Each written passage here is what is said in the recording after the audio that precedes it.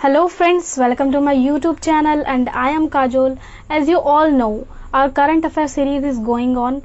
Apart from that, we are going to study about geography. Okay? जी हाँ, आज उन सभी के लिए बहुत एक अच्छी गुड न्यूज़ है जो भी students specially state PCS, UP PCS, MP PCS, किसी भी स्टेट सिविल सर्विस एग्जाम की तैयारी कर रहे हैं या फिर वो स्टूडेंट्स जो एसएससी, रेलवे, एयरफोर्स या जिस भी एग्जाम में ज्योग्राफी यानी कि जीएस का पार्ट पूछा जाता है, तो आज से उन सभी की प्रॉब्लम जो है वो सॉल्व होने वाली है। बहुत सारे स्टूडेंट्स मुझे पूछते हैं कि मैम हम जब क्वेश्चन पेपर देने जाते हैं तो वहां पर जब ज्योग्राफी से रिलेटेड क्वेश्चन पूछे जाते हैं वहां पर हम पजल्ड हो जाते हैं, क्योंकि यह एक प्रैक्टिकल सब्जेक्ट है। इसमें एक पकड़ होना, एक अंडरस्टैंडिंग होना बहुत इंपॉर्टेंट है। सिर्फ फैक्ट को क्रैमिंग करने से, उनको रटने से ही काम नहीं चलता है। ठीक है, तो आज से हम पूरा का पूरा एनसीईआरटी बेस्ड ज्योग्राफी लेकर आए हैं।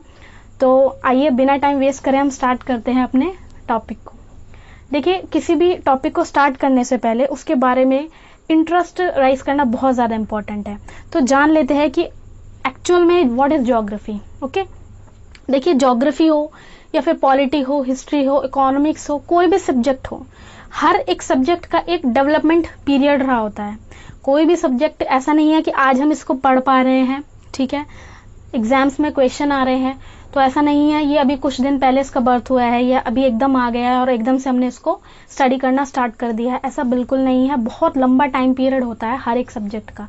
इसी तरह से ज्योग्राफी का भी है। तो कभी कभी स्टेट सर्विस एग्जाम में या एसएससी एग्जाम में इनसे रिलेटेड क्वेश्चन भी आ जाते हैं। तो बेसिक्स क्लियर कर लेते हैं। देखिए, ज्योग्राफी जो है वो एक वर्ड से मिलकर नहीं बना है, ठीक है। It is made up of 2 words, यानी कि ज्योग्राफी 2 वर्ड से मिलकर बना है, 2 Greek words. First one is Jio and second one is graphy. Jio plus graphy, ठीक है। ग्रीक वर्ड यानी कि जो ग्रीक कंट्री है वहां से इस वर्ड को ड्राइव किया गया है, ठीक है। अब देखिए, उन स्टूडेंट्स को परेशान होने की जरूरत नहीं है जो हिंदी मीडियम से है। क्लासेस दोनों रहेंगी, बाइलिंगुअल रहेंगी, हिंदी और इंग्लिश में। ओके, तो ये दोनों ग्रीक वर्ड्स हैं। देखिए, जो भी मैं आपको नोट डाउन कराऊं उनको नोट करिए, प्रॉपर उनके नोट्स बनाइए, क्योंकि ये चीजें एग्जाम्स में पूछे जाते हैं कि किस कंट्री से आते हैं, ठीक है। कभी कभी एग्जाम्स में पूछ लेते हैं। जियो का मीनिंग होता है अर्थ यानी कि पृथ्वी, और ग्राफी का मीनिंग होता है स्टडी। Okay, clear. देखिए, जियो मीन्स अर्थ यानी पृथ्वी, ग्राफी मीन्स स्टडी यानी कि अध्ययन करना। तो what is geography? Geography is nothing else to study about the earth, यानी कि पृथ्वी का अध्ययन करना ही, पृथ्वी का अध्ययन करना ही ज्योग्राफी है, ठीक है। इस बात को नोट डाउन कर लीजिए। उसके बाद आते हैं कि ये वर्ड आया कहाँ से है। इसके फादर यानी कि इसके जो जनक है, जिन्होंने ज्योग्राफी को बनाया है, आज जिनकी वजह से हम पढ़ पा रहे हैं, चीजों को समझ पा रहे हैं, एंजॉय कर पा रहे हैं, तो कैसे हुआ। तो आइए देखते हैं। देखिए, 3 फादर्स इसके माने जाते हैं, ठीक है। 3 फादर्स माने जाते हैं ज्योग्राफी के। फर्स्ट वन इज हिकेटियस, इसको मैं हिंदी में भी लिख देती हूँ, हिकेटियस। देखिए, हिकेटियस जो एक स्कॉलर है, जियोलॉजिस्ट है, हिकेटियस सर ने अपनी एक बुक लिखी थी जिसका नाम था जस पीरियोडियस, ठीक है, जस पीरियोडियस, ठीक है। तो पहली बार ये एक ऐसे जियोलॉजिस्ट थे जिन्होंने पहली बार ऐसी कोई बुक लिखी जिसके अंदर उन्होंने पहली बार ज्योग्राफी यानी कि भूगोल से संबंधित बातें की। भूगोल से संबंधित बातें क्या, यानी कि उन्होंने बताया इसमें कि हाँ, माउंटेन्स है, ठीक है, माउंटेन्स की एक लोकेशन है, इंडिया है, अदर कंट्रीज है, कॉन्टिनेंट्स है, ठीक है, ओशन है, सीज है, यानी कि इन सारी चीजों से रिलेटेड बातें जो की है वो किसने की है? हिकेटियस ने, फर्स्ट जियोलॉजिस्ट जिन्होंने अपनी बुक जस्ट पीरियड्स में लिखी है। तो जैसा कि फर्स्ट टाइम इन्होंने लिखी है तो ज्योग्राफी का फादर किन्हें माना गया? हिकेटियस को, ठीक है। एग्जाम में पूछा जाता है who is the father of ancient geography. ध्यान रखिएगा, चीज को ध्यान से सुनिएगा। Who is the father of ancient geography, प्राचीन भूगोल के जनक कौन है? तो father of ancient geography is Hecataeus. ठीक है, इसको नोट डाउन कर लीजिए, फर्स्ट फादर। उसके बाद नेक्स्ट, अब नोट डाउन कर लीजिए, उसके बाद मैं ये रब कर देती हूँ। नेक्स्ट है जिनका बहुत ज्यादा पेपर में जिनके बारे में पूछा जाता है, दैट इज इरेटोस्थोनीज। इरेटोस्थोनीज, देखिए इरेटोस्थोनीज, इन्होंने पहली बार क्या किया था, जब ज्योग्राफी का जन्म हुआ था, जब बर्थ हुआ, तो उसको एक सिस्टमैटिक रूप से नहीं रखा गया था। ठीक है, हिकेटियस सर ने उसको एक सिस्टमैटिक, एक व्यवस्थित रूप नहीं दिया था। उसको एक व्यवस्थित रूप प्रदान करने वाले कौन है? इरेटोस्थोनीज। फादर ऑफ, पूछा जाएगा कि एक व्यवस्थित रूप प्रदान करने वाले कौन है? इरेटोस्थोनीज, फादर ऑफ मॉडर्न ज्योग्राफी। ठीक है, फादर ऑफ मॉडर्न ज्योग्राफी। अच्छा, एक चीज और बहुत इंपॉर्टेंट जो इनके बारे में पूछी जाती है वो ये है कि जियोग्राफी का वर्ड, जियोग्राफी का वर्ड, देखिए इसको हिंदी इंग्लिश में ये सेम है, जियोग्राफी का वर्ड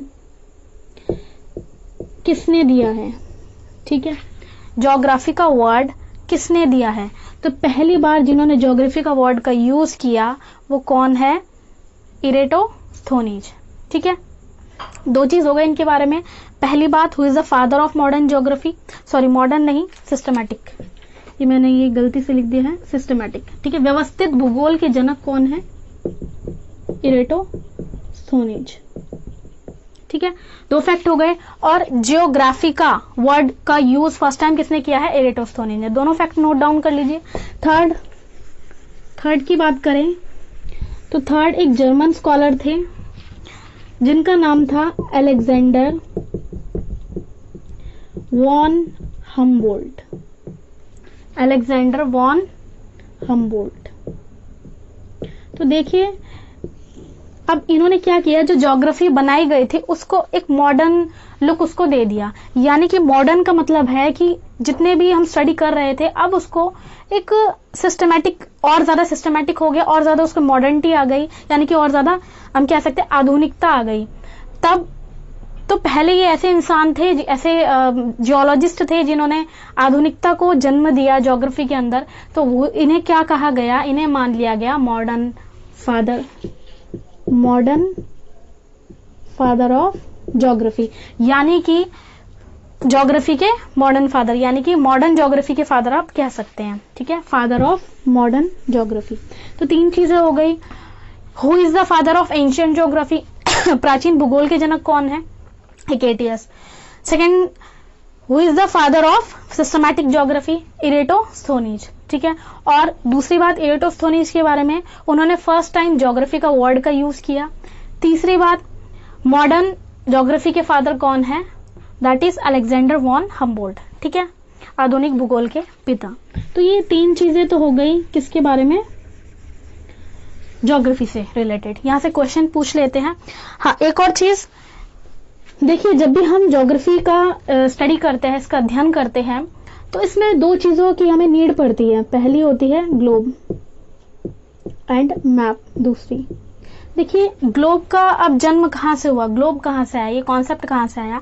तो फर्स्ट इसको रिप्रेजेंट करने वाले जो राइटर थे, स्कॉलर थे, वो थे मार्टिन बेहम। ठीक है, मार्टिन बेहम सर ने फर्स्ट टाइम ग्लोब को रिप्रेजेंट किया, यानी बताया कि हाँ कुछ ग्लोब भी होता है। अभी ग्लोब के बारे में आगे डिटेल से डिस्कशन करेंगे। Second thing is map. आज जो हम मैप पढ़ पाते हैं इंडिया का या फिर किसी भी कंट्री का, ठीक है, मैप को हम देख पाते हैं, तो उसको किसने दिया? एनविले, एनविले सर ने। ठीक है, याद रखिएगा। देखिए हिंदी में भी लिख देती हूँ, एनविले। ठीक है, Anville and Martin Behaim, note down कर लीजिए इसको। अब बात आती है, ये तो थी ग्लोब और मैप से रिलेटेड। अब पूछा जाता है कि फर्स्ट टाइम इंडिया के मैप को, समझ रहे हैं, इंडिया के, ये जो आप इंडिया देख पा रहे हैं, इसके मैप को ग्लोब पर रिप्रेजेंट करने वाले व्यक्ति कौन थे? ठीक है, तो वो थे इंडिया के मैप को रिप्रेजेंट करने वाले कौन व्यक्ति थे? टॉलमी। ठीक है, बहुत इंपॉर्टेंट है ये जो जियोलॉजिस्ट है इनका पूछा जाता है बहुत ज़्यादा, तो इनको याद रखेंगे आप, टॉलमी। हिंदी में भी इसको क्या बोलते हैं, टॉलमी। ठीक है, तो ये तीनों चीज़ याद रखिए। अब आते हैं अपने टॉपिक की तरफ। देखिए यहाँ से कभी कभी एक दो क्वेश्चन पूछ लेते हैं, स्पेशली सिविल सर्विसेज एग्जाम में, एसएससी एग्जाम में कभी कभी पूछ लेते हैं, तो इनको अच्छे से नोट्स बनाइएगा प्रॉपर और अच्छे से रिवाइज करिएगा। अब आते हैं हमारे टॉपिक की ओर। देखिए ज्योग्राफी में हम आज जो पढ़ने वाले हैं फर्स्ट चैप्टर, वो रहेगा location and expansion of India, यानी कि हिंदी में बता देती हूँ। लोकेशन का मतलब आप समझते हैं, लोकेशन मतलब इंडिया के लोकेशन कहाँ है, कहाँ हम उसको ग्लोब पे शो कर सकते हैं, उसको प्रेजेंट कर सकते हैं, देख सकते हैं। और एक्सपेंशन होता है कि कितना उसका विस्तार है, कितना एक्सटेंड है वो, ठीक है, कितना एक्सपेंड है पूरे के पूरे ग्लोब के अंदर। ठीक है, तो इसको हिंदी में आप लिख लीजिए, लोकेशन होता है अवस्थिति और एक्सपेंशन मीन विस्तार। ठीक है, भारत की अवस्थिति एवं विस्तार, भारत की अवस्थिति एवं विस्तार, ये आपके फर्स्ट चैप्टर का नेम है। अब आइए जानते हैं हमारे इंडिया के बारे में। ठीक है, देखिए इंडिया, ठीक है, स्पेशली इस चैप्टर से, जो फर्स्ट चैप्टर है ज्योग्राफी के अंदर, स्पेशली इंडियन ज्योग्राफी के अंदर, ठीक है, मैं यहाँ पे राइट डाउन कर देती हूँ इंडियन ज्योग्राफी। हम अभी पहले इंडियन ज्योग्राफी पढ़ेंगे, बाद में हम वर्ल्ड ज्योग्राफी पढ़ेंगे। ठीक है, क्योंकि इंडियन ज्योग्राफी से क्वेश्चंस का क्राइटेरिया बढ़ रहा है। तो हम बात कर रहे थे इंडिया के बारे में। देखिए इंडिया को जान लेते हैं क्योंकि इंटरेस्टिंग है, हम वहाँ रहते हैं, यहाँ से क्वेश्चन बहुत ज्यादा पूछे जाते हैं। ठीक है, इंडिया, तो इसके अगर हम ऑफिशियल नेम की बात करें तो इंडिया का ऑफिशियल नेम क्या है, दो नाम से जानते हैं, इंडिया और भारत। ठीक है, लेकिन कभी कभी आप सुनते हैं कि पेपर में आ जाता है इसके जो अदर नेम्स है, जैसे आर्यव्रत। ठीक है, नेक्स्ट जम्बू द्वीप यानी कि जम्बू आइलैंड। ठीक है, और भी आप सुनते हैं आर्यव्रत, जम्बू द्वीप, भारतवर्ष। ठीक है, हिंदुस्तान। ठीक है, इन 4-5 नेम से हम जानते हैं इनको। ठीक है, आर्यव्रत, जम्बू आइलैंड, भारतवर्ष, हिंदुस्तान। लेकिन ये ऑफिशियल नहीं है। ठीक है, ऑफिशियल कौन सा है, इंडिया एंड भारत, इंग्लिश में इंडिया और हिंदी में भारत। थोड़ा सा देख लेते हैं आया कहाँ से है। देखिए आर्यव्रत क्यों कहा जाता था इंडिया को पहले, क्योंकि इंडिया में सबसे पहले आने वाले जो बाहर से जो लोग आए थे भारत पर रहने, ठीक है ना, अपना लिवलीहुड बनाने, वो थे आर्यव्रत। ठीक है, आर्य लोग थे तो उनके नाम पे ही आर्या रख दिया गया था। ठीक है, इसका फर्स्ट नेम जो पड़ा था वो पड़ा था आर्यव्रत। जम्बू आइलैंड क्यों कहते हैं, देखिए सुन लीजिए और उसको छोटे छोटे पॉइंट में इसको नोट डाउन करिएगा। ठीक है, जैसे मैं बोल रही हूँ, जम्बू आइलैंड क्यों कहते हैं, क्योंकि जो जैन टेक्स्ट हैं, लाइक जैन जो ग्रंथ है जैनिज्म के, तो उसमें भारत को जम्बू के नाम से रिप्रेजेंट किया गया है, इसलिए हम इसको जम्बू आइलैंड या फिर जम्बू द्वीप भी कह सकते हैं। नेक्स्ट है भारतवर्ष। भारतवर्ष पड़ा था राजा दुष्यंत के जो बेटे थे, किंग दुष्यंत के सन, उनके नाम भरत के नाम पर पड़ा था। माना जाता है भरत नाम का एक कबीला था, हिस्ट्री जब हम पढ़ेंगे तो उसमें बात करेंगे इस चीज के बारे में, तो उनके नाम पर भारतवर्ष पड़ा था। ठीक है, और हिंदुस्तान की बात करें तो पर्शिया कंट्री है। ठीक है, पर्शिया, आज के टाइम में आप पर्शिया कंट्री जानते हैं, जो कि पहले क्या कहलाती थी, ईरान। ठीक है, तो ईरानी लोगों ने, जो ईरानीज थे, पर्शिया कंट्री के लोग थे, देखिए यहाँ से जो थी इंडिया के पूरे नॉर्थ साइड से, पूरा का पूरा आप कह सकते हैं नॉर्थ साइड में इंडस रिवर का जो है सिस्टम फैला हुआ था। ठीक है, सिंधु नदी का, तो सिंधु नदी को यानी कि इंडस रिवर को वो लोग हिंदू कहते थे। हिंदू समझ सकते हैं, सिंधु को वो हिंदू कहते थे। उनका जो प्रोनाउंसिएशन था वो ह को स पुकारते थे, सॉरी स को ह पुकारते थे। ठीक है, इसलिए हिंदू के नाम पर ही क्या पड़ गया, हिंदुस्तान। तो ये छोटी छोटी सी बातें थी, आप इन्हें एक जगह नोट डाउन कर लेगा, शॉर्ट में कभी आ सकता है क्वेश्चन इसमें से। ठीक है, अब बात करते हैं इंडिया। तो हम इंडिया को ही क्यों ज़्यादा मानते हैं? किसी भी अदर कंट्री में बात होती है तो हम सिर्फ इंडिया की ही क्यों बात करते हैं, हम किसी और उससे बात क्यों नहीं करते? देखिए, कोई भी चीज़ क्या होती है, एक ऑफिशियल डॉक्यूमेंट में अगर लिखी है तो वो क्या होगी, वैल्यूएबल होगी, ठीक है, वो ही मान्य होगी। हमारे कॉन्स्टिट्यूशन में ये बात लिखी गई है, आर्टिकल नंबर 1 के अंदर ये मेंशन है साफ साफ कि इंडिया, ठीक है, India that is Bharat, India that is Bharat will be the union of states, will be the union of states, यानी कि इंडिया जो कि भारत है, देखिएगा ध्यान से, इंडिया जो कि भारत है, will be the union of state, states का क्या होगा, राज्यों का संघ होगा। ये साफ साफ हमारे आर्टिकल नंबर 1 में हमारे इंडियन कॉन्स्टिट्यूशन के अंदर मेंशन है। तो इसीलिए पूरी इंटरनेशनल लेवल पे हम किस नाम से जानते हैं, इंडिया या भारत के नाम से जानते हैं हमारी कंट्री को, ठीक है, अदर लोग भी इसी नाम से जानते हैं, तो ये आपको पता होना चाहिए। तो अब हम स्टार्ट करेंगे अपना chapter number 1, location and expansion of India. तो सबसे पहली बात इंडिया के एरिया की, ठीक है, ठीक है। अब बात करते हैं कि इंडिया का एरिया कितना है, कभी कभी क्वेश्चन पूछ लेते हैं। तो एरिया है 32,87,263 किलोमीटर स्क्वायर, यानी कि 32,87,263 किलोमीटर स्क्वायर या वर्ग किलोमीटर, ठीक है, हिंदी में। ये एक छोटा सा फैक्ट है। देखिए, जो मैं फैक्ट यहाँ पे नोट करवा रही हूँ उन सबको नोट डाउन कीजिए। अब बात आती है कि ये जो एरिया है ये पूरे के पूरे वर्ल्ड का कितना परसेंट कवर करता है। तो कितना परसेंट कवर करता है ये, ओनली 2.43%, ठीक है। It cover up only 2.43% area of total area, ठीक है।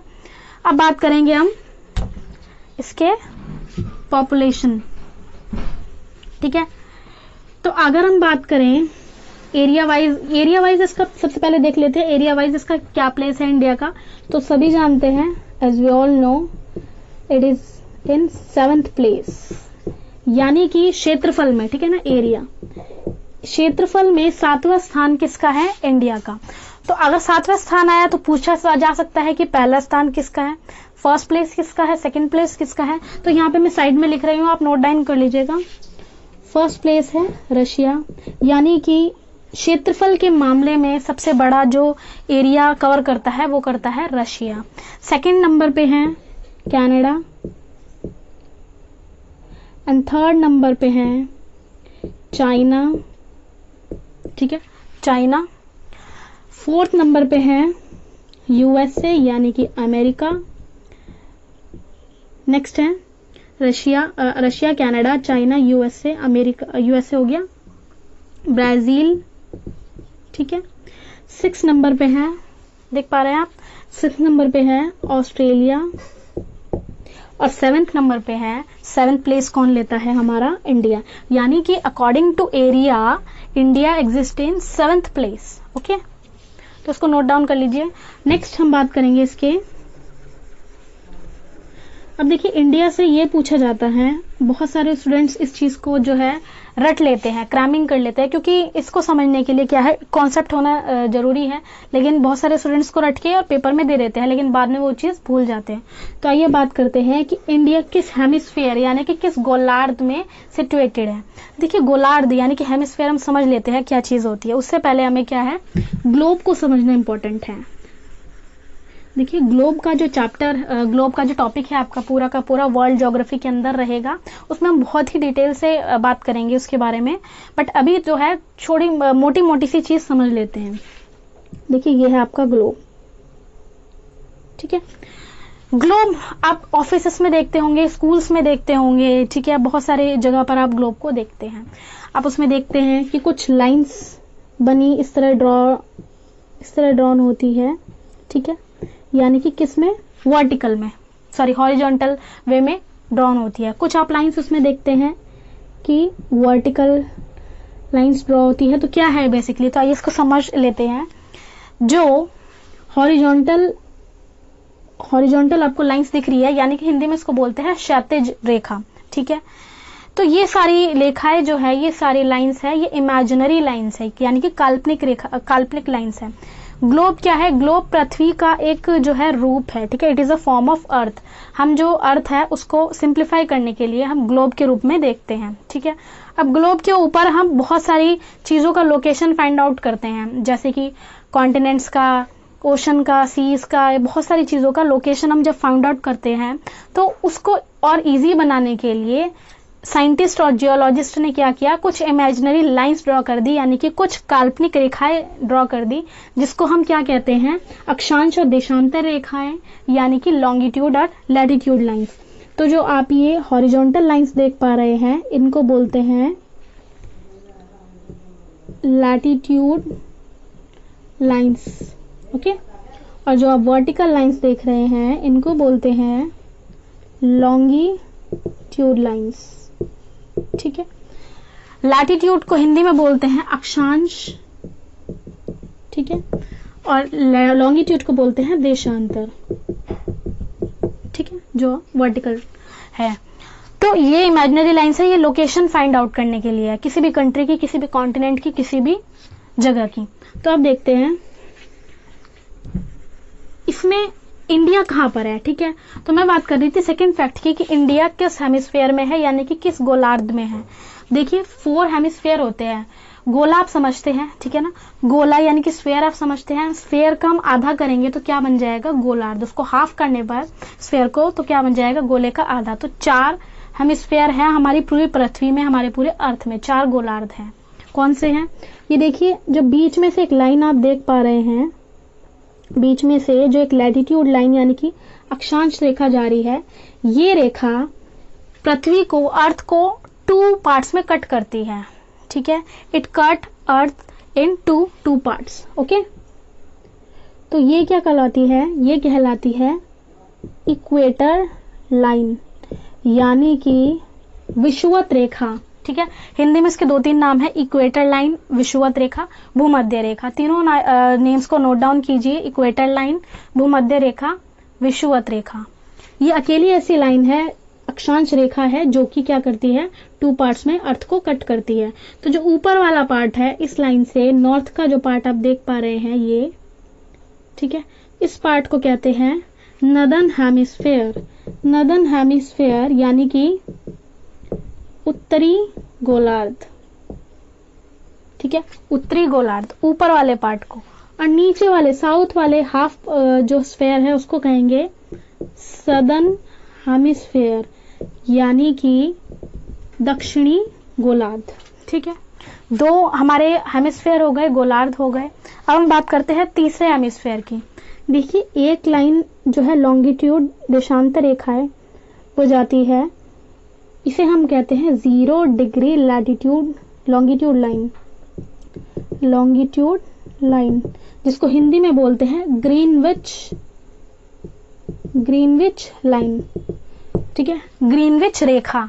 अब ये क्या करती है, ये भी क्या है, गोलार्ध बनाती है। कैसे, जो ग्रीनविच लाइन है, ठीक है, ये ग्रीनविच लाइन के राइट साइड में जो आप ये गोला देख पा रहे हैं, ये स्फेयर देख पा रहे हैं, इसको बोलते हैं ईस्टर्न हेमिस्फेयर, ठीक है। इस पार्ट को ईस्टर्न यानी कि पूर्वी गोलार्ध, ठीक है।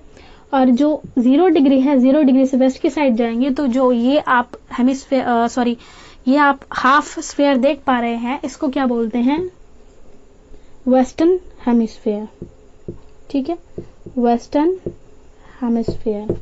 यानी कि अब मैं हिंदी में बता देती हूँ आपको, उत्तरी गोलार्ध, दक्षिणी गोलार्ध, पूर्वी गोलार्ध और पश्चिमी गोलार्ध, ठीक है। Northern hemisphere, southern hemisphere, eastern hemisphere और वेस्टर्न हेमिस्फेयर। तो अब बात आएगी, पूछा जाता है क्वेश्चन ऐसा इंडिया के लिए कि इंडिया पूरे के पूरे ग्लोब में किस हेमिस्फेयर में यानी कि किस गोलार्ध में अवस्थित है। तो किस गोलार्ध में अवस्थित है ये, यहाँ पर। अब देखिए ध्यान से, ये मैं इंडिया का शेप बनाया है, ठीक है, ये मैंने इंडिया का शेप यहाँ पे बनाया है। तो आप खुद देखिए, क्योंकि 0 डिग्री, ठीक है, 0 डिग्री लैटिट्यूड लाइन से अबव है यानी ऊपर है, तो किस गोलार्ध में है, किस हेमिस्फेयर में है, नॉर्थ हेमिस्फेयर में है, ठीक है। तो इंडिया के लिए पहली बात तो ये लिखिए, ये नॉर्थ हेमिस्फेयर में है, ठीक है, नॉर्थ हेमिस्फीयर यानी कि उत्तरी गोलार्ध में। और अगर हम बात करें पूर्वी और पश्चिम में, ईस्टर्न और वेस्टर्न में, तो किस हेमिस्फीयर में है? ईस्टर्न हेमिस्फीयर में। ठीक है, ईस्टर्न हेमिस्फीयर, क्योंकि जो 0 डिग्री लाइन है उसके ईस्ट में है। ठीक है, वेस्ट में होती तो वेस्टर्न हेमिस्फीयर में बोलते हैं हम, लेकिन ये कहाँ है? ईस्टर्न हेमिस्फीयर में। तो इसको और प्लस करके लिख लीजिए, northern hemisphere plus eastern hemisphere. ठीक है, यानी कि जो भारत है वो उत्तरी पूर्वी गोलार्ध में अवस्थित है। ठीक है, भारत जो है वो उत्तरी पूर्वी गोलार्ध में अवस्थित है। ठीक है, इतना आपको समझ में आया? ठीक है, दोबारा मैं बता देती हूँ। दूसरा जो फैक्ट आप बहुत ज्यादा रट लेते हैं, तो आज आपको कॉन्सेप्ट वो समझ में आ गया होगा कि क्यों है। ठीक है, उत्तरी पूर्वी गोलार्ध में वो स्थित है। अब दूसरी बात, ये तो हमने पढ़ लिया। अब देखिए यहाँ मैं एक और चीज आपको बता देती हूँ। ये देखिए 0 डिग्री, इसको क्या बोलते हैं? इक्वेटर लाइन, भूमध्य रेखा या फिर विषुवत रेखा। 0 डिग्री अक्षांश रेखा यानी कि लैटिट्यूड लाइन भी बोलते हैं। अब ऐसी ही अक्षांश रेखाएं कितनी हैं? ठीक है, हमारे पूरे ग्लोब के अंदर, तो there are total 181 latitude lines, यानी कि पूरे के पूरे ग्लोब के ऊपर अक्षांश रेखाएं 181 है। कैसे? देखिए 0 डिग्री अक्षांश रेखा, उसके बाद 1 डिग्री, 2 डिग्री, 3 डिग्री, 4 डिग्री, इस तरह से जब पोल पर यानी कि ध्रुव पर पहुंचते हैं तो ये जो लाइन होती है ये 90 डिग्री की होती है। ठीक है, 90 डिग्री। ठीक है, 90 डिग्री। तो 1 2 3 करके नॉर्थ की साइड 90 और 1 2 3 अगर साउथ की साइड जाए तो नीचे भी पोल पर 90 डिग्री। ठीक है, तो 90 अब नॉर्थ वाली, 90 साउथ वाली। ठीक है, कितने हो गए? 180, और प्लस हम कर देंगे 0 को। ठीक है, मैं यहाँ पे बता देती हूँ कि कुल अक्षांश रेखाएं कितनी हैं। ठीक है, तो कितनी है? 90 प्लस 90 प्लस 0, इसे क्या कहेंगे हम? 181। ठीक है, there are total 181 latitude lines on the globe. ठीक है, इस चीज को भी नोट डाउन कर लीजिए। अब बात करेंगे कि लैटिट्यूड तो हो गई, लॉन्गिट्यूड यानी कि देशांतर रेखाएं कितनी हैं? ऐसी देशांतर रेखाएं जो कि वर्टिकल है वो कितनी है ग्लोब पर? तो क्वेश्चन आता है, इसका आंसर है कितनी है? 360। क्योंकि आप खुद देखिए, जब भी आप किसी गोले को देखते हैं या फिर किसी बॉल को देखते हैं, किसी स्फीयर को देखते हैं, तो जो पूरा का पूरा बॉल है वो क्या होता है? 360 डिग्री का होता है। ठीक है ना, 360 लाइंस होती है उसमें। तो क्या है? इसमें भी क्या है? 360 लाइंस है पीछे तक। समझ रहे? आप इसको एक इमेजिन करिए 3D रूप में कि इसका जो है गोला है ये और 360 इसमें लाइंस है। तो देयर आर टोटल 360 लाइंस। कौन सी? लॉन्गिट्यूड। इतना क्लियर हुआ आपको? तो सेकंड फैक्ट हमारा क्लियर है कि कौन से हेमिस्फीयर में है इंडिया, कौन से गोलार्ध में सिचुएटेड है। अब तीसरा फैक्ट हम बताते हैं कि what is the longitudinal and latitudinal expansion of India, यानी कि भारत का अक्षांशीय और देशांतरीय विस्तार कहाँ है। ठीक है, ध्यान से समझिएगा। भारत का अक्षांशीय देशांतरीय विस्तार, ये थोड़ा सा प्रैक्टिकल है तो ध्यान से समझिएगा। अभी आप ये इंडिया का यहाँ पे छोटा सा मैप देख पा रहे हैं, और अभी अगर हम बाहर आकर देखें तो ये इतना बड़ा मैंने यहाँ ड्रॉ किया है। इसी चीज को छोटे फॉर्म में मैंने यहाँ पे ड्रॉ किया है। ठीक है, तो अक्षांशीय विस्तार यानी कि लैटिट्यूडनल एक्सपेंशन क्या होता है? सबसे पहली बात तो क्वेश्चन आता है पेपर में कि भारत का देश अक्षांशीय विस्तार क्या है, what is the latitudinal expansion of India. तो देखिए इस तरह से जो मैंने आपको बताया कि इमेजिनरी लाइंस जो है ड्रॉ की गई है, अक्षांश रेखाएं। अब देखिए कुछ अक्षांश रेखाएं हम मान लेते हैं, इसके ऊपर मैं ये खींच देती हूँ, देखिए देख पा रहे हैं आपको, और कुछ इस तरह से। ठीक है ना, अभी मैंने ये बताया है, ये देखिए समझ पा रहे हैं। तो इस तरह से हम इसको बड़े फॉर्म में देख रहे हैं, अभी लार्ज फॉर्म में। तो पूछा जाता है कि किस लैटिट्यूड लाइन से भारत की शुरुआत होती है, इंडिया की स्टार्टिंग होती है, और किस लैटिट्यूड लाइन पर जो है इंडिया का नॉर्थ पॉइंट पड़ता है। नॉर्थ पॉइंट का मतलब है कि उत्तरी जो बिंदु पड़ता है। ठीक है, यही चीज मैं यहाँ आपको समझाने की कोशिश कर रही हूँ। तो मान लीजिए 0 डिग्री है, उसके बाद 1 2 3, यहाँ पर मैं थोड़ा सा क्लियर और कर देती हूँ आपको। देखिए ग्लोब, अब ये मान लीजिए 0 डिग्री है। ठीक है, इस तरह से 1 2 3 सारी देखिए लाइंस मैं यहाँ पे ड्रॉ नहीं कर सकती। ठीक है, छोटा है फॉर्म अभी। तो जब 8 डिग्री लाइन आ जाती है, 8 डिग्री ठीक है। तब वहां से इंडिया के साउथ पॉइंट यानी कि इस पॉइंट की, जहाँ पे आप तमिलनाडु देख सकते हैं, सदर्न पॉइंट है, दक्षिणी बिंदु है, तो यहाँ से जो स्टार्टिंग होती है वो कौन से डिग्री पर है, कौन सी लैटिट्यूड पर है, 8 डिग्री 4 मिनट्स। ठीक है, 8 डिग्री 4। ठीक है, बीच में कुछ मिनट्स होते हैं तो उसको भी अभी क्लियर करेंगे हम जब वर्ल्ड ज्योग्राफी पढ़ेंगे। ठीक है, तो 8 डिग्री 4 मिनट से स्टार्टिंग होती है साउथ पॉइंट की, और यहाँ का नॉर्थ पॉइंट, ये जो नॉर्थ पॉइंट आप देख पा रहे हैं ये किस लैटिट्यूड पर है। ठीक है, तो हमने देखा कि जो इंडिया का साउथ पॉइंट है वो 8 डिग्री 4 लैटिट्यूड से शुरू होता है, यानी कि 8 डिग्री 4 अक्षांश रेखा से शुरू होता है, और जो नॉर्थ पॉइंट है इसका कहाँ पर खत्म होता है, इंडिया नॉर्थ में 37 डिग्री 6 मिनट्स की लाइन तक। ठीक है, यानी कि 0 के बाद 1 2 3 4 करके 8 डिग्री 4, और उसके बाद बीच में लाइन्स आएंगी इसके, ठीक है ना, 9 10 11 12 करके 37 डिग्री 6 जब लैटिट्यूड लाइन आएगी यानी कि अक्षांश रेखा आएगी, तब उत्तरी इसका बिंदु खत्म हो जाएगा वहां पे। ठीक है, तो ये था कैसा, अक्षांश विस्तार यानी कि लैटिट्यूडनल एक्सपेंशन, इंग्लिश में लैटिट्यूडनल एक्सपेंशन कहां से है, 8 डिग्री 4 टू 37 डिग्री 6 मिनट्स। ठीक है, और कौन सा, इसके आगे भी आपको यूनिट लिखनी बहुत ज्यादा इंपॉर्टेंट है, तो ये कौन सा है, नॉर्थ की साइड। ठीक है ना, नॉर्थ की साइड ही तो है इंडिया, तो इसके आगे लिखेंगे नॉर्थ। ठीक है, नॉर्थ यानी कि उत्तरी। ठीक है, भारत का अक्षांशीय विस्तार 8 डिग्री 4 उत्तरी से लेकर 37 डिग्री 6 उत्तरी तक स्थित है। ठीक है, ये क्या था, अक्षांशीय विस्तार यानी कि लैटिट्यूडनल एक्सपेंशन। अब हम बात करेंगे कि देशांतरीय विस्तार यानी कि ग्लोब के ऊपर इसका ईस्ट और वेस्ट पॉइंट कहां तक है। ठीक है, इस पॉइंट की बात कर रहे हैं हम, तो ईस्ट और वेस्ट पॉइंट मतलब ये पॉइंट। ठीक है, तो ये इसका कितना विस्तार है, इसका कितना एक्सपेंशन है। तो अभी मैंने बताया था 0 डिग्री लाइन, ठीक है, जो कि क्या बनाती है, हेमिस्फीयर बनाती है ईस्ट और वेस्ट का। तो ये 0 डिग्री लाइन लंदन के, ठीक है, लंदन यहाँ पे कंट्री के ग्रीनविच एक सिटी है, क्या नाम है, ग्रीनविच। ग्रीनविच कंट्री से, ग्रीनविच सिटी से क्रॉस होती है मिड में से, ग्रीनविच जगह से ये गुजरती है 0 डिग्री देशांतर रेखा, लॉन्गिट्यूड लाइन। इस लाइन को इसीलिए ग्रीनविच रेखा कहते हैं, ये बात मैंने भी थोड़ी देर पहले आपको बताई।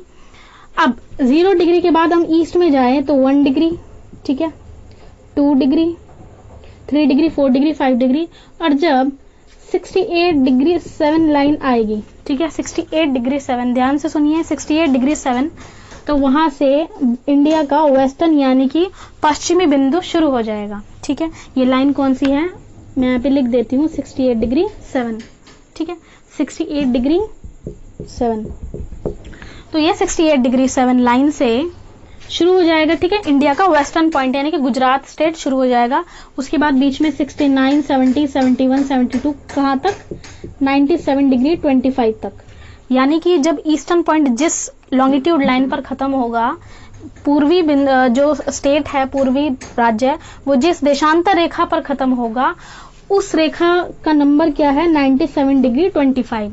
तो ध्यान रखिए, इसको क्या बोलेंगे हम हिंदी में, देशांतरीय विस्तार यानी कि लॉन्गिट्यूडनल एक्सपेंशन। ठीक है, तो अभी मैं यहाँ पे क्लियर आपको लिख देती हूँ कि what is the latitudinal expansion of India, यानी कि भारत का अक्षांशीय विस्तार कितना है, तो 8 डिग्री 4 से लेकर 37 डिग्री 6 उत्तरी। ठीक है, ये क्या हो गया, उत्तरी, और इसके आगे आप एक और यूनिट लगाएंगे, पूर्वी, यानी कि नॉर्थ ईस्टर्न। ठीक है, नॉर्थ ईस्टर्न। उसके बाद ये तो हो गया अक्षांशीय विस्तार यानी कि लैटिट्यूडनल एक्सपेंशन। अब हम बात करेंगे लॉन्गिट्यूडनल। देखिए पूर्वी मैंने यहाँ पे ईस्टर्न क्यों लिखा है, क्योंकि ईस्ट की 0 डिग्री के ईस्ट की साइड है हमारा इंडिया। ठीक है ना, और ये जो लाइंस है, सॉरी, ठीक है, इसको सिर्फ उत्तरी लिखेंगे। उसके बाद हम बात करेंगे किसकी, लॉन्गिट्यूडनल एक्सपेंशन की। लॉन्गिट्यूडनल मतलब देशांतरीय विस्तार, तो देशांतरीय विस्तार कितना है, 68 डिग्री 7 टू कितना, 97 डिग्री 25। ठीक है, और इसको क्या बोलेंगे हम, पूर्वी, यानी कि ईस्टर्न, पूर्वी। तो यूनिट जरूर ध्यान रखिएगा, पूर्वी, उत्तरी, ईस्टर्न और आपका नदन, ईस्टर्न और नदन यूनिट जरूर याद रखिए, पूछ लेते हैं। ठीक है, तो क्या बोलेंगे हम, 8 डिग्री 4 to 37 डिग्री 6, ये क्या हो जाएगा नदन, और 68 डिग्री 7 to 97 डिग्री 25 हो जाएगा ईस्टर्न। अक्षांशीय विस्तार, देशांतरीय विस्तार, याद रहेगा अब आपको। ठीक है, अभी हमने लॉन्गिट्यूड और लैटिट्यूड लाइंस क्लियर कर ली। अब आते हैं, देखिए अभी हम इंडिया पे आते हैं। देखिए ये जो इंडिया है यहाँ पे मैंने ड्रॉ किया है बहुत अच्छे से। तो इसमें टोटल कितने स्टेट्स हैं, टोटल स्टेट्स भी लिख लीजिए जिन भी स्टूडेंट्स को नहीं पता, वैसे बेसिक है। 28 स्टेट्स हैं, 28 राज्य हैं एंड 9 यूनियन टेरिटरीज यानी कि यूटीज है, यानी कि 9 केंद्र शासित प्रदेश हैं। ठीक है, तो अभी फिलहाल हम देखते हैं स्टेट्स को। सबसे जो हम ईस्ट नदर्न स्टेट की बात करें तो कौन सा है, लद्दाख। ठीक है, पहले क्या था, ये सारा आप देख सकते हैं, ये बॉर्डर तक ये सारा जम्मू कश्मीर। ठीक है, तो जम्मू कश्मीर का ही पार्ट क्या बन गया, आप कुछ टाइम पहले लद्दाख को सेपरेट कर दिया गया जम्मू कश्मीर से। ठीक है, तो सबसे ईस्ट नदर्न स्टेट कौन सा है, जम्मू कश्मीर। उसके बाद आप थोड़ा सा साउथ में आ जाएंगे, हिमाचल प्रदेश। हिमाचल प्रदेश के वेस्ट और साउथ में देखेंगे पंजाब, पंजाब के ईस्ट और साउथ में देखेंगे हरियाणा, हरियाणा के ईस्ट साउथ में यूपी, यूके के साउथ में यूपी, राजस्थान, यूपी के पूछ लेते हैं। ठीक है, पेपर में जो है क्वेश्चंस का लेवल थोड़ा सा बढ़ गया है। ठीक है ना, ये नहीं पूछते हैं कि यूपी का बताओ, नॉर्थ स्टेट बताओ, नॉर्थ स्टेट तो बता ही देंगे यूके है, लेकिन अब क्या है थोड़ा सा टिपिकल वे में पूछ लेते हैं कि बताइए यूपी स्टेट का। ठीक है ना, स्पेशली यूपी पीसीएस हो गया या स्टेट लेवल के एग्जाम होते हैं, उनमें पूछ लेते हैं कि यूपी का कौन सा नॉर्थ और ईस्टर्न स्टेट बताइए, तो कौन सा है, हरियाणा। ठीक है, और यूपी और हरियाणा के बॉर्डर पर ही क्या है सिचुएटेड, दिल्ली। ठीक है, ये क्या है आपका बॉर्डर पर, हरियाणा और यूपी के बॉर्डर पर क्या है, दिल्ली। उसके बाद आ जाते हैं यूपी के किसमें, वेस्ट साइड में राजस्थान, राजस्थान के किसमें, वेस्ट और साउथ में गुजरात। और गुजरात के बारे में लिख लीजिए कि भारत का पश्चिमी राज्य है। ठीक है, इंडिया का जो है वेस्टर्न स्टेट कौन सा है, गुजरात। इंडिया का ईस्टर्न स्टेट कौन सा है, अरुणाचल प्रदेश। ये देखिए, ये जो आप सारा यहाँ पे देख पा रहे हैं, ये एपी लिखा है मैंने, अरुणाचल प्रदेश। ठीक है, देखिए इन सब को समझने से पहले आपको 2 चीजों की जरूरत पड़ेगी, स्पेशली ज्योग्राफी के लिए 2 चीज की रिक्वायरमेंट्स होती है। फर्स्ट इज, देखिए फर्स्ट वन इज क्या, ऑक्सफोर्ड स्टूडेंट एटलस। ठीक है, ये जरूर परचेज कर लीजिएगा, ऑक्सफोर्ड स्टूडेंट एटलस, क्योंकि इसमें क्या है सभी मैप्स गिवन है, चाहे वो इंडिया का हो, किसी भी कंट्री, किसी भी उसका कॉन्टिनेंट का हो, सी का हो, माउंटेन का हो, किसी का भी मैप हो वो गिवन है। जब भी मैं आपको यह मैप में समझाऊंगी तो तब आप अपने एटलस में देखिएगा, अपने मैप में देखिएगा, वहां से आपको एक एक चीज बिल्कुल क्लियर हो जाएगी। ठीक है, अभी आपको शायद इतना क्लियरली यहाँ पे नहीं शो हो रहा होगा। नेक्स्ट है मैप लेना है आपको, 2 मैप्स लेने हैं बड़े बड़े। ठीक है ना, कौन से मैप लेने हैं, इंडिया के पॉलिटिकल और फिजिकल। पॉलिटिकल जो मैप होगा, जो राजनीतिक मैप होगा, उसमें स्टेट्स आपको सारे मिलेंगे। ठीक है, और जो फिजिकल मैप होगा उसमें माउंटेन्स, रिवर्स, जो भी मैं चीजें कराऊंगी वो सारी उसमें रहेंगी। ठीक है, तो ये 2 चीजें मैंडेटरी है आपके लिए, परचेज कर लीजिएगा इसको, जिससे कि आपको कॉन्सेप्ट एकदम क्लियर हो जाए। देखिए ये सारी चीजें रटने की नहीं है, बहुत सारे स्टूडेंट रट लेते हैं। एक बार आपने मैप में देख के यहाँ पर समझकर कॉन्सेप्ट को अपने दिमाग में बिठा लिया तो कभी भी किसी भी स्टेट का नॉर्थ ईस्ट कोई सा भी बॉर्डर लाइन पूछ ले तो आप उसमें बिल्कुल भी पजल नहीं होंगे। ठीक है, तो अभी हम बात कर रहे थे गुजरात सबसे वेस्टर्न स्टेट है। ठीक है, गुजरात के बाद एमपी से ही अलग हुआ था छत्तीसगढ़, उसके बाद बिहार से अलग हुआ था झारखंड 2000 में, उसके बाद वेस्ट बंगाल, ये जो आप देख रहे हैं लॉन्ग शेप में, यही वेस्ट बंगाल एक ऐसा अकेला स्टेट है जो कि एक लॉन्ग शेप में है। ठीक है, पूछा जा सकता है ये। ओडिशा, आंध्रा, ठीक है, बीच में है तेलंगाना, ये भी क्या है नया बना था। उसके बाद ये कर्नाटका, छोटा सा आप देख रहे हैं यहाँ पे, गोवा, केरला, तमिलनाडु, सबसे जो है सदर्न स्टेट यानी कि सबसे दक्षिणी जो राज्य है वो है तमिलनाडु। ठीक है, उसके बाद आप नॉर्थ ईस्ट स्टेट में आ जाइए, इनको 7 बहनों का राज्य भी बोलते हैं। ठीक है, 7 सिस्टर्स का स्टेट, तो क्या कौन कौन से है इसमें? मेघालय, असम, नागालैंड, मणिपुर, त्रिपुरा और मिजोरम। ठीक है, 1 2 3 4 5 6 7। तो देख लीजिएगा, जब मैप लेंगे तो इसको अच्छे से देख लीजिएगा। मेघालय, असम, अरुणाचल प्रदेश, नागालैंड, मणिपुर, त्रिपुरा और मिजोरम। ठीक है, पूछा जाता है क्वेश्चन, ऐसा कौन सा स्टेट है जो तीनों ओर से बांग्लादेश से कवर्ड है? तो वो है अकेला त्रिपुरा। आप देख सकते हैं ये भी और ये भी, तीनों तरफ से बांग्लादेश। ये देखिए, ये जो मैंने ग्रीन कलर से बनाया हुआ है ये क्या है? बांग्लादेश। ठीक है, अब देखिए बांग्लादेश का ये बॉर्डर लग रहा है। ठीक है, म्यांमार का बॉर्डर लग रहा है, म्यांमार कंट्री का। उसके बाद ये जो आप सारा देख रहे हैं, ठीक है, ये जो आप नॉर्थ में देख रहे हैं, ये सारा का सारा क्या हो गया? चाइना। ठीक है, ये सारा जो है कंट्री कौन सी हो गई? चाइना। ये इसका बॉर्डर लग रहा है ये। ठीक है, फिर ये जो है बफर स्टेट जिसको बोलते हैं, ये है नेपाल, भूटान, ये सब पड़ोसी देश है। ठीक है ना, ये सब पड़ोसी देश है। म्यांमार, बांग्लादेश, चाइना, नेपाल, भूटान, जिनके बॉर्डर्स लगे हुए हैं। उसके बाद आ जाते हैं, ये आपको दिख रहा होगा, ये बीच में मैंने ड्रॉ कर दिया है, ये छोटा सा जो बॉर्डर लग रहा है इंडिया के साथ, वो है अफगानिस्तान। ठीक है, उसके बाद पाकिस्तान का बॉर्डर लग रहा है। ठीक है, ये सारा जो लग रहा है पाकिस्तान का बॉर्डर इंडिया से। तो 7 क्या है? हमारी नेबरिंग कंट्री है। देखिए श्रीलंका भी है, अभी श्रीलंका के बारे में एक चीज बताऊंगी मैं, पहले सुन लीजिए। नेबरिंग कंट्री कौन सी हो गई? पड़ोसी देश, पाकिस्तान, अफगानिस्तान, चाइना, नेपाल, भूटान, म्यांमार, बांग्लादेश। ठीक है, श्रीलंका भी हमारी नेबर कंट्री है, बट ये क्या है? ये मतलब बीच में इसके ना गैप आ गया है, इसमें एडम ब्रिज आ चुका है। ठीक है, एडम ब्रिज, जिसे आदम का पुल बोलते हैं, बताऊंगी मैं उसको आपको। तो इसलिए ये उतना ज्यादा पड़ोसी देश नहीं है। ठीक है ना, ये सभी जो है बॉर्डर, इंडिया के बॉर्डर लाइन से कनेक्ट है। चाइना, बांग्लादेश, म्यांमार, अफगानिस्तान, पाकिस्तान, देख सकते हैं सभी बॉर्डर लाइन से कनेक्ट हैं, लेकिन श्रीलंका नहीं है। तो अगर पेपर में ऑप्शन आता है कि पड़ोसी देश कितने हैं, तो टोटल कितने हैं आपके? 7। ठीक है, तो अब हम बात करें, मैं बात कर रही थी आपका ईस्टर्न पॉइंट हो गया। नदन कौन सा है? जम्मू कश्मीर। और सबसे सदर्न यानी कि दक्षिणी स्टेट कौन सा है? तमिलनाडु। ठीक है, उत्तरी बिंदु को यानी कि नॉर्थ पॉइंट को पूछा जाता है, क्या कहते हैं? भारत के नॉर्थ पॉइंट को कहते हैं इंदिरा कॉल। ठीक है, और इंडिया के साउथ पॉइंट को क्या कहते हैं? Cape Comorin, Cape Comorin. ठीक है, जम्मू कश्मीर में जो आपका नॉर्थ वाला पॉइंट है उसको बोलते हैं इंदिरा कॉल। हिंदी में भी इसको क्या बोलते हैं? इंदिरा कॉल। ठीक है, और इसको जो तमिलनाडु का साउथ बिल्कुल स्टेट साउथ पॉइंट है, उसको बोलते हैं केप कुमोरिन। आपको दिख नहीं रहा होगा, केप कुमोरिन लिख देती हूं मैं यहाँ पे, केप कुमोरिन। हिंदी इंग्लिश में सेम रहेगा, केप कुमोरिन। ठीक है, ईस्टर्न पॉइंट को क्या कहेंगे? तो अरुणाचल प्रदेश का सबसे जो ईस्टर्न पॉइंट है, मतलब भारत का सबसे पूर्वी बिंदु जो है, उसको बोलते हैं कीबीथू। कीबीथू, हिंदी में भी इसको क्या बोलेंगे? कीबीथू।